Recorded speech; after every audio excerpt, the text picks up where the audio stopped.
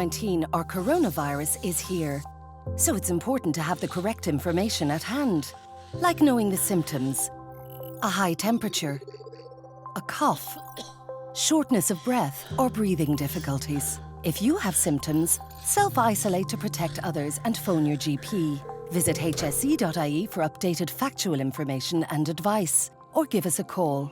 Protection from coronavirus. It's in our hands.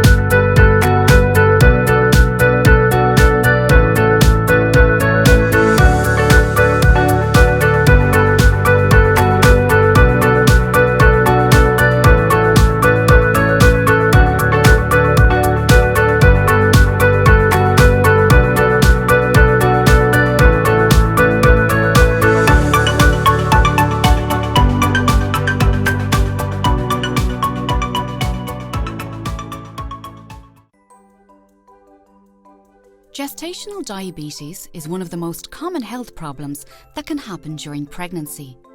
It affects as many as 12% of pregnancies in Ireland and can lead to serious problems for both mum and baby. Certain women are at higher risk of developing gestational diabetes. For example, if you are overweight, if you have a family member with diabetes, if you had gestational diabetes in a previous pregnancy, or depending on your ethnic background. If you are at risk, you will receive a blood test for gestational diabetes between 24 and 28 weeks of pregnancy. If you are diagnosed, there are day-to-day changes you can make to stay healthy. How much exercise you get and what kind of food you eat can have important effects on your health and your baby's health. But what happens when you have gestational diabetes, and how can diet and exercise help? Food and drinks are broken down in your digestive system. The sugar they contain is absorbed into your bloodstream.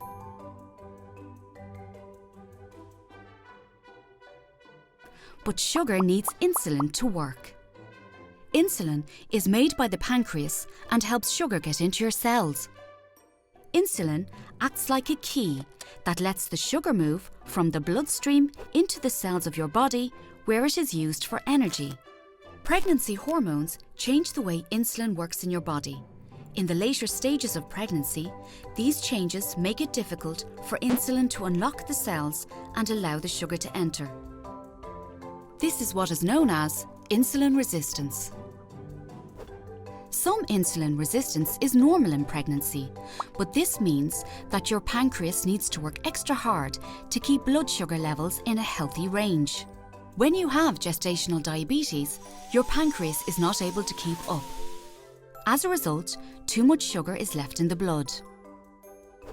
However, a carefully planned diet with high-fibre carbohydrates and no added sugar can make it easier for your body to manage the sugar in your blood. Exercise will also help keep blood sugar low, as it improves insulin's ability to unlock the cells and uses up sugar for energy.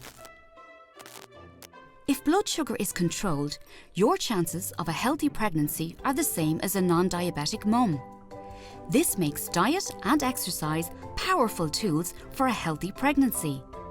However, if blood sugar is not well controlled, this can lead to problems in both mum and baby.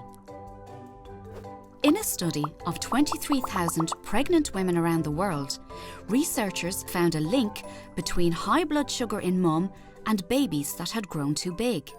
Researchers also found a link between high blood sugar and preeclampsia, premature delivery, need for caesarean section, birth injury, and abnormal sugar control in baby.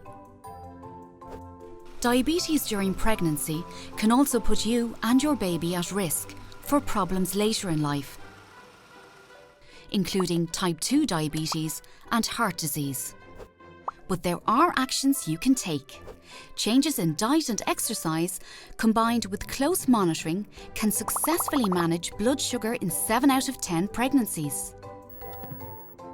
So no better time to start than now.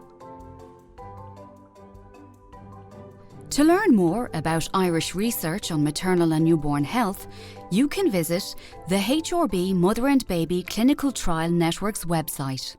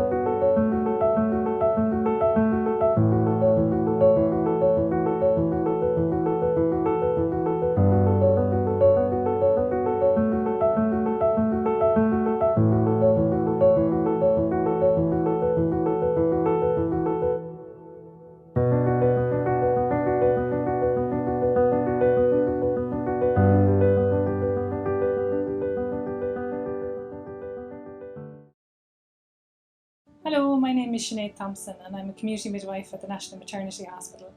I designed and created Labour Hopscotch in 2015 in response to an increase in the epidural rates and also in medical interventions during labour and birth. The principle of Labour Hopscotch is to encourage optimal fetal positioning. This means having your baby's head in the optimum position, lined up so it can descend into the pelvis in the optimum position for labour. When this happens, it triggers the spontaneous onset of labour. When women go into spontaneous labour, it's less likely that they'll need induction, and that means that there'll hopefully be less intervention in their births. The Labour Hopscotch framework aims to support and promote natural and active labour. It is encouraged for all women, regardless of the care pathway that they choose for their birth, but encourages more natural methods of pain relief where possible, for as long as possible in labour. Using the idea of the game hopscotch we all played years ago, each of the steps can be undertaken to remain active during labour. The process can start at home, beginning at the bottom of the hopscotch board when you're more active and mobile. The bottom square of the Labour Hopscotch is called the mobilised square, and it aims at promoting optimal fetal position. There are 4 activities associated with this step, and it's important that these 4 positions are practiced throughout the antenatal period in preparation for your labour. Your midwife will explain the positions to you during your pregnancy.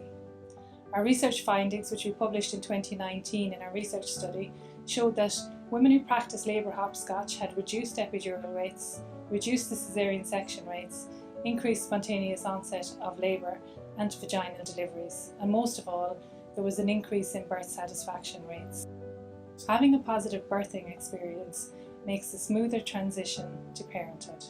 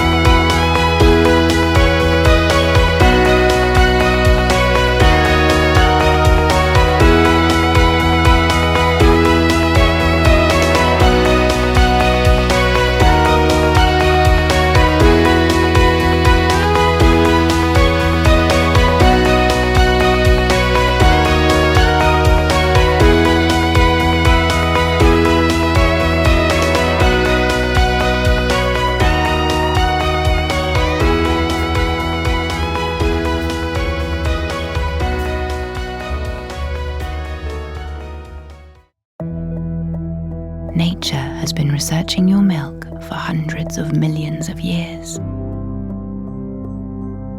The composition of your milk is alive and changes throughout the day, the night, the months, and the years to meet your child's needs. Your milk contains stem cells. These are cells that create and repair the body and are being researched worldwide to cure conditions like Alzheimer's and diabetes. Your milk contains components that kill cancerous cells. Your body identifies bacteria and viruses found in your baby's body and environment. You then produce antibodies specifically tailored to those infections and deliver them to your child through your milk. Your milk appears to switch on a gene in your baby's body, which produces a hormone called leptin. This hormone tells your baby when his tummy is full, protecting him against overeating. Your milk contains oxytocin, a hormone that induces relaxation and feelings of well-being in your child and in you. It's all in you. Human milk, tailor-made for tiny humans.